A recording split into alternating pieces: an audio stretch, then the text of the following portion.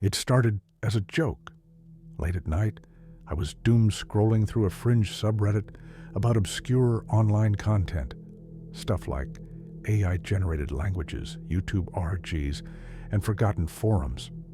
One post had a screenshot of a strange Udemy-style course titled How to Become a Modern Shinigami Full Module. It was listed for 299 yen. No preview, just a short caption. Only those ready for the burden should click. I clicked. The payment page was janky, half in Japanese, half in gibberish. The only field required was email. No name, no address. I used a burner. When the transaction went through, I didn't even get a confirmation, just a downloadable zip file called Shinigami 101zip. The folder had a 21-minute video, a PDF named Initiation Steps, a folder full of .wav files named Whispers. I laughed. The video was low-res, grainy. A guy in a black hoodie sat at a metal desk in a dim room. His voice was calm, matter-of-fact. The first step to death is being unseen. The second is forgetting your own name. We start small. I watched the whole thing. The steps were ridiculous. Walk through a pedestrian tunnel at exactly 2:44 a.m. Touch a dead crow. Sit in complete silence for 60 minutes without blinking. Then come back and repeat the phrase, I accept the veil. So I did it. Why? I don't know. Maybe I was bored. Maybe I wanted to prove to myself that none of this creepy online stuff ever led anywhere. But after that night, things didn't feel different. And that's what made it unsettling. No shifts in reality, no dreams, no whispers, just silence. The first thing I noticed was people stopped replying. My coworker Satoshi didn't answer me when I asked if he wanted coffee. At first I thought he was just zoning out.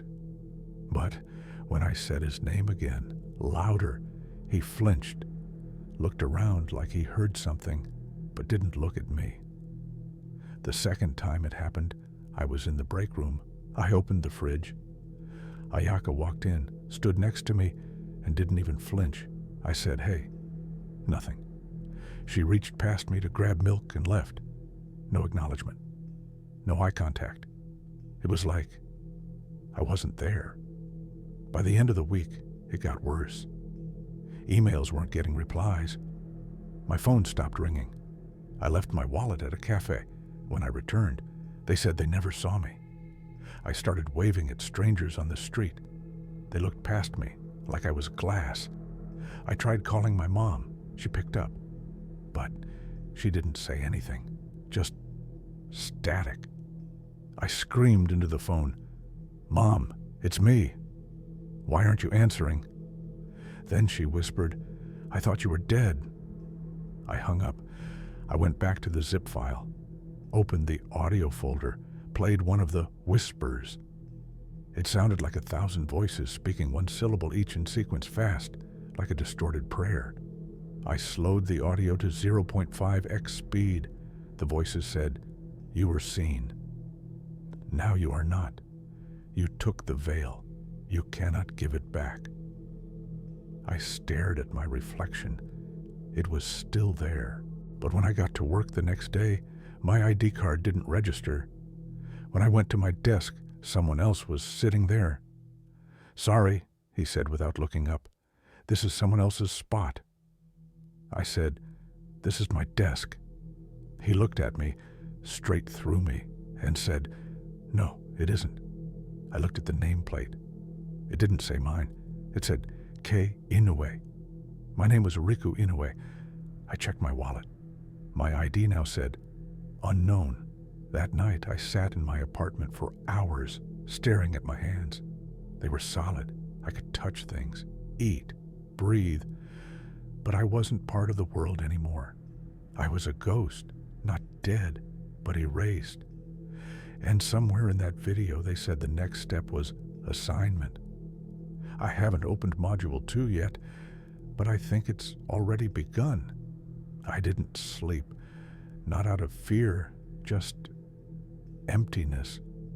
There's no point in setting an alarm when no one expects you to wake up. I stared at my phone all night, waiting for something to change. No new emails, no messages, no system updates. The .zip folder was still on my desktop, untouched. At 4:17 a.m., a notification popped up.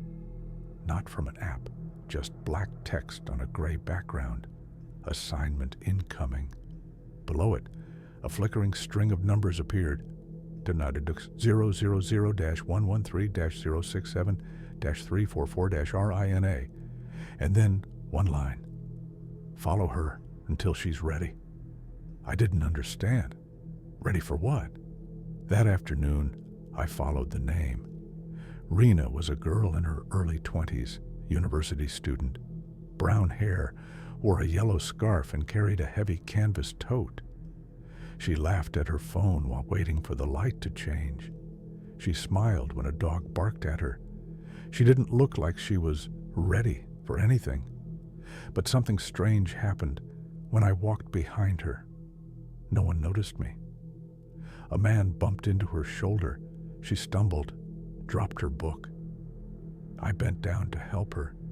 She didn't react to me at all, just picked it up, muttered "jerk" at the man, and kept walking.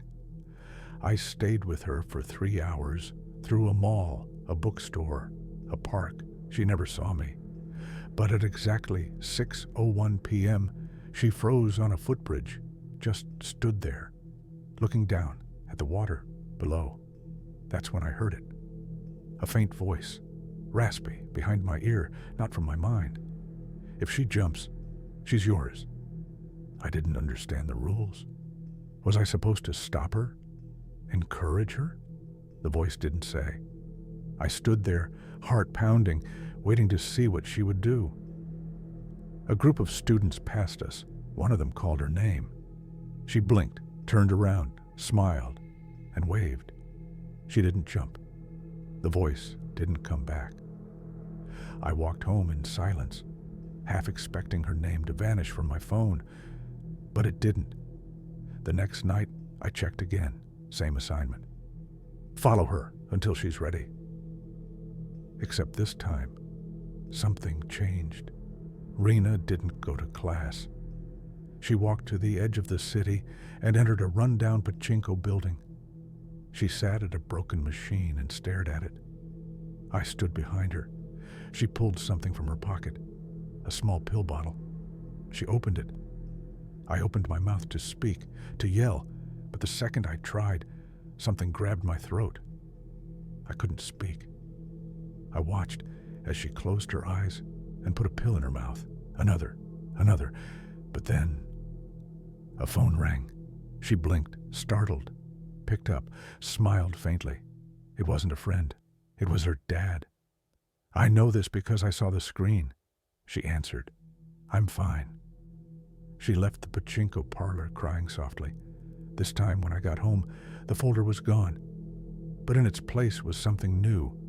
A file called tools.init. I opened it. Inside was a single .txt file. You still think this is about death. It's not. Your job is balance. If you're not seen, you can tip the scales. Learn to use it. Underneath, coordinates. A new name. K. Takami. And below that, this one doesn't get a phone call. I didn't hesitate this time. Takami's name didn't scare me like Rena's had.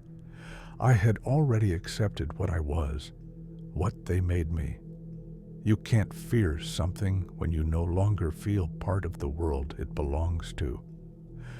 The coordinates led to a narrow alley behind a karaoke bar, the kind of place with flickering bulbs, cheap beer ads, and a single camera that hadn't worked in a decade. I waited. 9:52 p.m. A man emerged.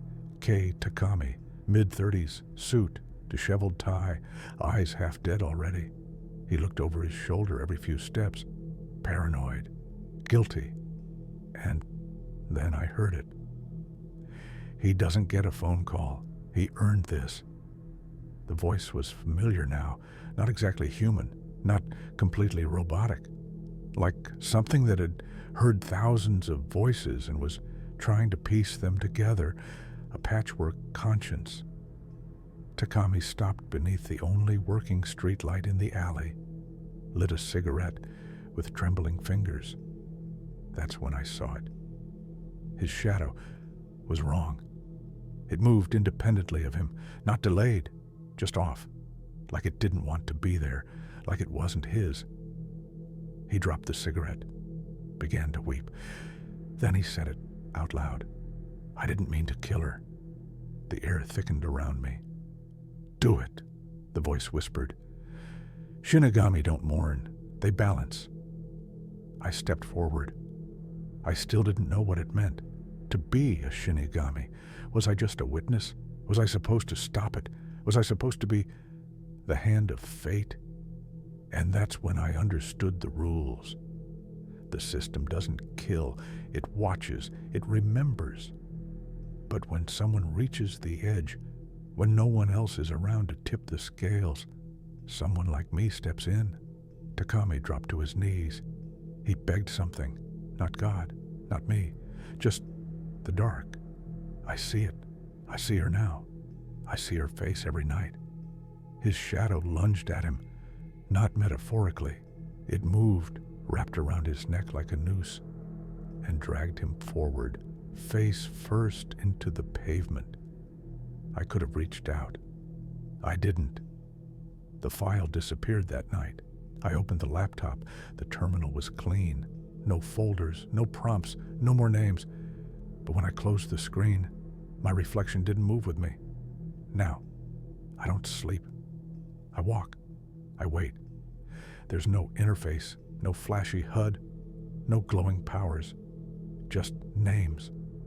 And when they stop needing me, when the scales have been tipped too many times, I think my own name will show up on someone else's list. Because being a Shinigami isn't a job, it's a sentence.